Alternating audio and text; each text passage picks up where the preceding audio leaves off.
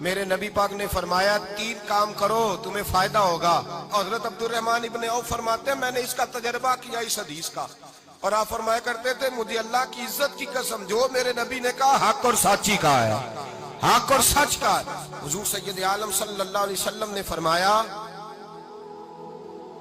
صدقہ دینے سے مال کم نہیں ہوتا. صدقہ دینے سے مال جی کیا کرنے سے, یہ وعدہ ہے نبی پاک کا. صدقہ دینے سے پیسے, اچھا بتائے نا جی مجھے 1000 میں سے 500 دے دیا تو باقی کتنے رہ گئے, تو حضور فرما رہے ہیں کم نہیں ہوتے. 1000 دے دیا تو باقی کتنا بچا, نہیں بھائی. میرے محبوب فرماتے ہیں تو اللہ کے رستے میں 1 دے وہ تجھے 700 گنا کر کے واپس عطا فرمائے گا. نبی پاک نے فرمایا صدقہ دینے سے مال کم نہیں ہوتا, اور فرمایا معذرت کرنے سے عزت میں کمی نہیں آتی. معذرت کرنے سے عزت میں کمی, اللہ اکبر, معذرت کرنے سے عزت میں کمی. اور حد کر دی میرے حبیب نے, فرمایا تو رب کی رضا کے لیے عاجزی کر, تیرے نبی کا وعدہ ہے اللہ تجھے عزت عطا فرما دے گا.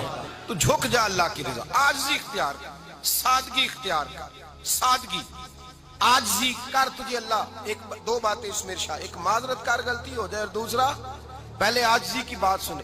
حضرت عمر بن عبدالعزیز بادشاہ تھے, سوئے ہوئے تھے, غلام بھی پاس آرام کر رہا تھا, مہمان بھی آئے تھے. غلام کی ڈیوٹی تھی ہر وقت حضرت کے پاس رہنا.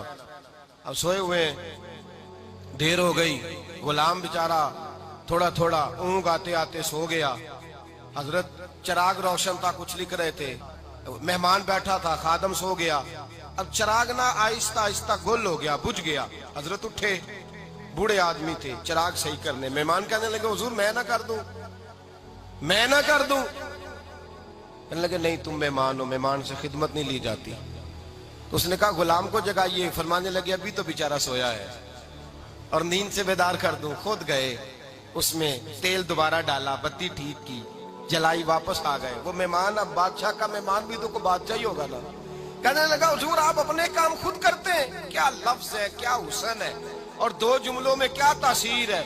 آپ فرمانے لگے ہاں میں اپنے کام خود کرتا ہوں.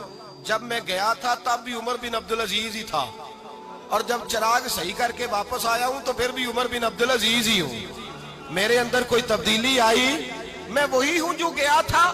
حضرت سیدنا فاروق اعظم رضی اللہ تعالیٰ عنہ فرماتے میں بیٹھا تھا, اور ابھی 3 دن ہوئے تھے نبی پاک صلی اللہ علیہ وسلم کے وصال ظاہری کو. میں بیٹھا ہوا تھا, 2-3 بچیاں آ گئی, اور حضرت ابو بکر صدیق رضی اللہ تعالیٰ عنہ کے سامنے آ کے بیٹھ کے رونے لگی.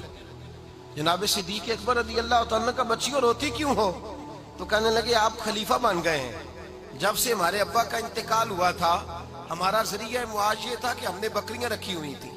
آپ روز آتے تھے, بکریوں کا دودھ دھوتے تھے, ہم پی بھی لیتی تھی, بیچ کے گزارا بھی کر لیتی. اب آپ تو خلیفہ بن گئے, کون آیا کرے گا؟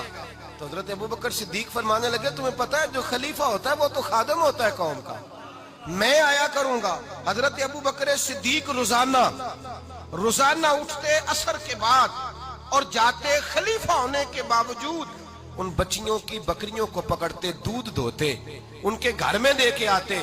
حضرت فاروق اعظم جب بھی دیکھتے تو کہتے ابو بکر تو پیچھے آنے والوں کے لیے راستہ بڑا مشکل کر رہا ہے, بڑا مشکل کر رہا ہے. جگر راہ وفا میں نقش ایسے چھوڑ آیا ہوں, میں جس منزل سے گزرا ہوں وہ اب تک یاد کرتی ہے. حضرت سلمان فارسی رضی اللہ تعالیٰ عنہ صوبے کے گورنر تھے, سادہ سا لباس پہن کر, سادہ سا, بس اسٹاپ پہ کھڑے تھے, جہاں سے لوگ اندر داخل ہوتے تھے, جہاں سواریاں باندھی جاتی تھی, آج ہم اپنے زبان میں اسے بس اسٹاپ کہتے. باہر کھڑے تھے, کوئی مہمان آ گیا کسی کا, اس نے دیکھا سادے سے کپڑے ہیں, خستہ سی حالی ہے, اس نے سمجھا کوئی کلی ہے شاید, معاذ اللہ کوئی ملازم ہے. کہنے لگا خادم ادھر آؤ, ادھر آؤ. آپ قریب گئے, کہنے لگے میرا سامان اٹھاؤ. امام غزالی فرماتے ہیں جب تو علم پڑھنے بیٹھتا ہے تو یہ بھی خیال کرنا تیرے اندر تکبر کا بوٹا نہ لگ جائے, عاجزی اختیار کرنا. عاجزی, سر پہ رکھا ہوا ہے سامان. حضرت سلمان فارسی نے, گورنر صاحب نے, اس آدمی کا, مہمان کا سر پہ سامان رکھا اور جا رہے. سنو اور غور کرو. جب جا رہے تھے جو آدمی بھی ملتا گورنر صاحب ہمیں دے دے.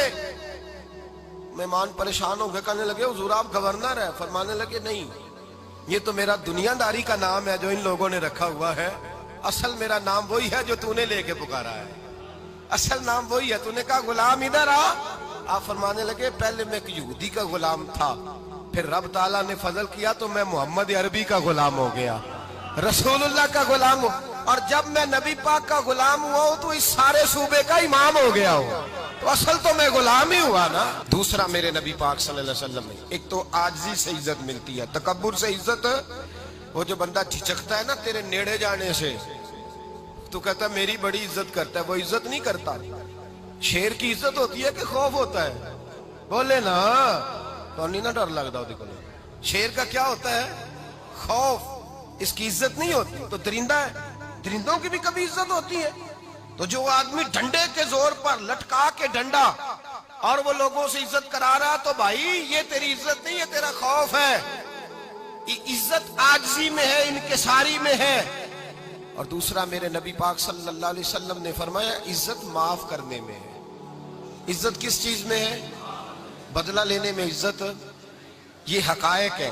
عزت بدلہ لینے، جس نے ایک تھپڑ کے جواب میں 2 مارے وہ باعزت نہیں، بلکہ مسند امام احمد بن حنبل پڑھی، حضرت موسیٰ علیہ السلام کوہ طور پہ کھڑے، میرے رسول پاک علیہ السلام فرماتے ہیں جناب موسیٰ علیہ السلام نے اللہ کی بارگاہ میں عرض کیا، اے اللہ ساری دنیا کہتی ہے ہم عزت والے ہیں، ہم عزت والے، من اعز عبادک یا اللہ، اے اللہ تو بتا تیرے بندوں میں عزت والا کون ہے؟ تو حضرت موسیٰ کہتے ہیں رب کریم نے فرمایا اذا قادرا غفارا، جس کے پاس بدلہ لینے کی طاقت ہو پھر بھی معاف کر دے وہ بڑی عزت والا ہوا کرتا ہے۔ جو اینٹ کے جواب میں پتھر مار سکتا ہو، جو گولی کے جواب کے اندر 15 گولیاں مار سکتا ہو، لیکن معاف کر دے وہ بڑی عزت والا ہے۔ عزت والا ہے جو معاف کرے۔ حضرت فخر جہاں دہلوی بہت بڑے درویش تھے، سلسلہ عالیہ چشتیہ کا بہت بڑا نام، اور اس صوفی کے آپ حالات پڑھیں تو رب کریم نے بڑا ہی نوازا ہوا تھا۔ دلی کی جامع مسجد کے خطیب، اور ان کی کرامت یہ تھی کہ جو آدمی آ کے سامنے کھڑا ہوتا تھا نا اسے بتانا نہیں پڑتا تھا کہ میرے دل میں کیا ہے، بتانا نہیں پڑتا تھا۔ سامنے آ کے کھڑا ہوتا تھا تو حضرت ہاتھ اٹھاتے تھے، کہتے تھے اللہ یہ بے اولاد ہے اسے اولاد عطا کر دے۔ دوسرا آ کے کھڑا ہوا، خوشی نہیں ہو رہی آپ کو؟